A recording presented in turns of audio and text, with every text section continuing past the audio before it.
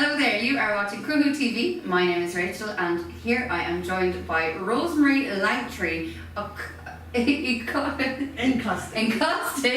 I knew I'd forget that. An encaustic artist from Ballinahown. How are you? I'm very good. I was so busy trying to remember Ballinahown I forgot encaustic, and that's the important bit. No more than that, it's important. The encaustic is an art form, really. It's no more than different acrylic or oil or whatever. It's just the medium that you work with. So that's what encaustic is. So tell us what exactly encaustic involves and what it's about. Right.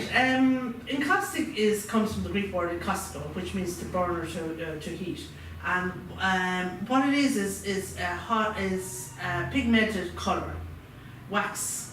Now it's not just wax. It's Dharma resin as well, or a mixture. But the medium is a pigmented colour. It's something like a crayon, you could say, but it's not crayons.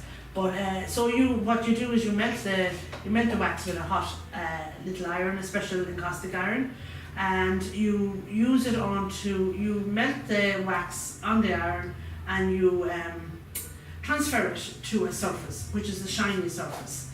It's not photographic paper, but what looks like photographic paper, a shiny surface, and the wax moves around that. Wow. Now that's what I just have to do in a class there, a workshop with you, and it's very interesting. But that's where I would have started with the encaustic. Wow. But I moved on from that. Then I've used encaustic with a hot plate, which is cans of pigmented beeswax and Dharma resin, and I colour myself and I paint and fuse between every layer with a hot gun.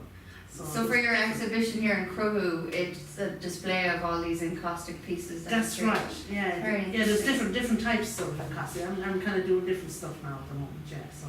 And as you mentioned, you just did a workshop, so thanks very much. And I know it was in high demand. We had people running in to book their spots, and we were overbooked, and we got them all in anyway. So how was it received? Yeah, it was great. I mean, even the kids that were in it now, you're using hot iron, so you can only take so many, and it's important, that kind of thing too. But the kids were, this is magic, like it's magic, and it's lovely when you hear them saying that, because I says it is magic, like kind of thing. Really, you can dictate or determine what you do, with the sky or something like that. But I love to paint with see what happens, and like that, as I said to them, most important, I says, if you have a piece and you like it, or a section where you like, don't put your iron down again, because once you put your iron down, it melts it and it's gone. And actually, I forgot one stage, I was saying, look at the fish. And I was showing them something, and I said, I forgot my fish. And the young lady said, can you get it back? I said, no, I'm afraid it's gone. He's gone. Wow. So something else will appear, So it's very That's really interesting, yeah. So you never know what's going to come out of the next move. Yeah, wonderful. Exactly. Yeah. And do you have any particular pieces that are your favourite that you've created? Well, I have. I mean, OPW bought one of the pieces, which I'm very happy, was delighted with a few years ago, and it would have been the kind of nearly first show of my encaustic work, which is different than the iron encaustic, but it's done on board, and it's actually what I myself have decided to do is to embed the bog cotton or the headers or stuff like that, or peat, because I love texture also, and I like to I felt I wanted to give them something else more than a painting. I wanted to give them a bit of the bog, So that was my idea with it. So those are the kind of paintings I'm doing at the moment, and I'm just hooked on it. I just love it. I've been to an encaustic conference for the last 2 years in Provincetown, Massachusetts, and last year I got a scholarship to it. So it's brilliant to go and meet these other professional artists doing encaustic. And as you say, they call themselves not call themselves artists, but they are artists. It's not just an encaustic artist, they are artists. And more than myself, I went to college, I have done fine art, I paint. Yeah. But at the moment I'm just hooked on this medium that I'm using, exactly. Fantastic. Yeah. So you've been an artist for a very long time. Yeah. Well, I mean, originally it's amazing, because I've kind of come full circle. I would have started when my kids were young, going to ladies group in Ballinahown. And I went from there, heard about different classes, went to Outtake and Moat Business College, brilliant, and Vitas, ended up in GMIT in college down in Galway 1 day a week.